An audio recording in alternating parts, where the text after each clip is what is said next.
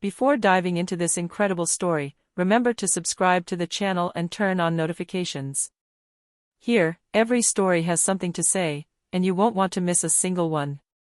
Marcus Johnson, 38, was once a respected U.S. Army sergeant, a member of an elite unit deployed to Iraq. Today, he lives alone in a small suburban house in Chicago, surrounded by silent memories and invisible wounds. His imposing frame bears the marks of years of combat, and his face, though young, carries the gravity of those who have seen too much that no one should ever see. On his left arm, a tattoo catches the eye of those who know how to read it, his unit's insignia, his mission number, and the symbol of his fallen comrades. For Marcus, this tattoo is more than a memento, it's a daily reminder of what he sacrificed and what he lost. Despite his heroic exploits, society seems to have forgotten him. Neighbors avoid him, shopkeepers barely glance at him, and even his former superiors no longer give him any sign of life. Every morning, as he puts on his old military coat to go out, Marcus feels this emptiness, a mixture of frustration, pain, and loneliness. He remembers the words of his mentor, Captain Robert Henderson. Marcus, a soldier fights for his country and for his brothers. But make sure that those you fight for remember you. Otherwise, it will all have been for nothing. These words echo like a silent accusation in his mind every day. Marcus feels like a ghost in his own city, invisible despite his courage. Yet, despite this loneliness and lack of recognition, he continues to walk straight ahead, his gaze proud and his heart heavy with memories. He doesn't yet know that his destiny is about to change, that his courage will not go unnoticed, and that an unexpected encounter could give him back what he thought was lost forever, the respect and recognition he deserves. In the silence of his home, Marcus gets up, adjusts his tattoo, and leaves. This gesture, simple for some, is for him an act of resistance and dignity. He is still standing, still alive, and his story is not over. Morning breaks over Chicago, and Marcus Johnson steps out of his house. The sky is gray, reflecting his mood for years, a mixture of loneliness and nostalgia. He puts on his old military coat, revealing the tattoo on his left arm, a symbol of his past sacrifices and fallen comrades. Each step down the street seems silent, as if the world has forgotten him. At the local supermarket, Marcus calmly walks through the aisles, his eyes scanning the shelves, but also the people around him. No one really notices him. The cashier, engrossed in her phone, barely acknowledges him. A customer bumps into him and barely apologizes, without even making eye contact.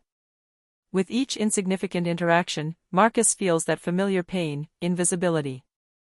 Yet he shows no sign of it. He remembers his missions in Iraq, the endless nights, the fallen comrades, and the promises exchanged under fire. He thinks back to his comrades like Sergeant Robert, Bobby Henderson and Lieutenant Daniel Pierce, who had always supported him through the toughest times. These memories keep him going, reminding him that there is still a world where he matters, even if it isn't here. As he leaves the supermarket, an arrogant young man, dressed in flashy clothes, notices him and decides to provoke Marcus. "Hey you! You think you can walk around here like you're somebody?" he says with a contemptuous smile.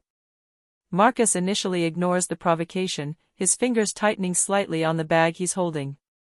He's learned to ignore ignorance and hatred. But the tone escalates, and the young man becomes increasingly aggressive, trying to create an unnecessary conflict. That's when another man intervenes. Tall, athletic, and confident, dressed in civilian clothes, he calmly approaches. His eyes never leave Marcus. It's Daniel Pierce, a former SEAL, now a civilian, but able to read the story etched into Marcus's tattoo at a glance. "Sergeant Johnson. I never thought I'd meet you here," said Daniel in a calm but respectful voice. Marcus froze. His heart beat a little faster, surprised by the unexpected recognition. Daniel explained that he had heard about his exploits during the missions in Iraq and that his name was still legendary in some units. Every detail of Marcus's tattoo, every symbol, evoked a specific memory and a heroic act. For the first time in years, Marcus felt truly seen, his worth acknowledged. The young provocateur backed away, intimidated by Daniel's presence and the silent authority emanating from Marcus. The outside world suddenly seemed less cold, and Marcus felt a thrill of hope he hadn't felt in a long time. After the incident in front of the supermarket, Marcus and Daniel moved away from the young provocateur and sat down on a bench in the small park next door. The noise of cars and passers-by seemed distant, as if the world had disappeared around them.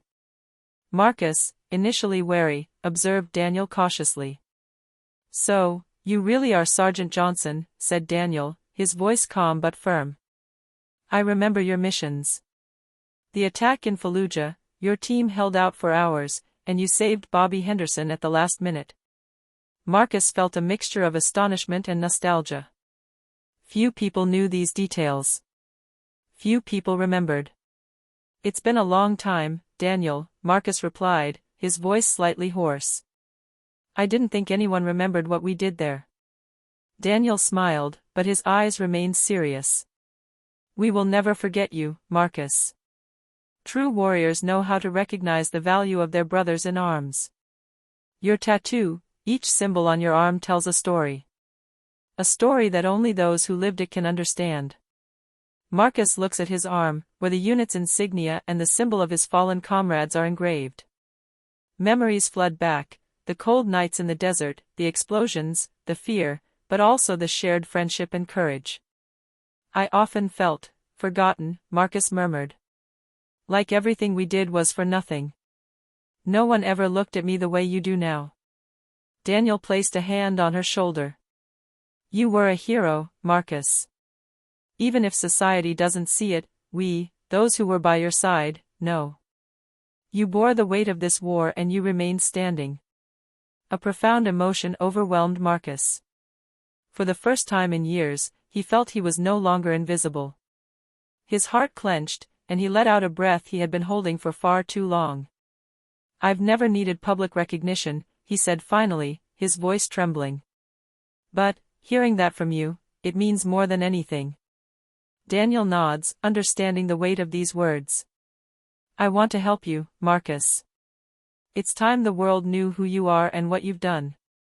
But first and foremost, you need to know that you are respected by those who truly understand sacrifice." Marcus, his heart both heavy and light, feels a surge of hope. This unexpected encounter is a reminder that his courage has never been forgotten, and that there are still people capable of seeing beyond the surface to recognize true worth.